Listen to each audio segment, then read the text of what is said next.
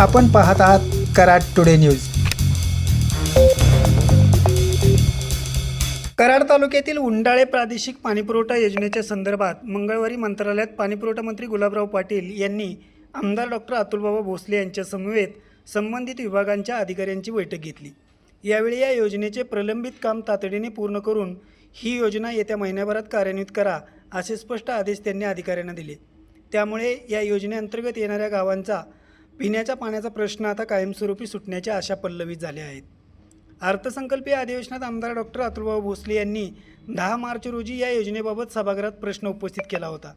त्यावेळी अधिवेशन संपण्यापूर्वी या योजनेच्या संदर्भात संबंधित विभागाच्या अधिकाऱ्यांची विशेष बैठक घेऊन प्रलंबित कामे तातडीने मार्गी लावण्यासाठी आवश्यक कारवाई करण्याची ग्वाही मंत्री आमदार गुलाबराव पाटील यांनी दिली होती। त्यानुसार मंत्रालयात पाणीपुरवठा मंत्र्यांच्या अध्यक्षतेखाली आमदार डॉक्टर भोसले यांच्या प्रमुख उपस्थितीत संबंधित विभागाच्या अधिकाऱ्यांची बैठक पार पडली। आमदार डॉक्टर भोसले यांनी या योजनेबाबतचे वास्तव चित्र पाणीपुरवठा मंत्र्यांसमोर सादर केले।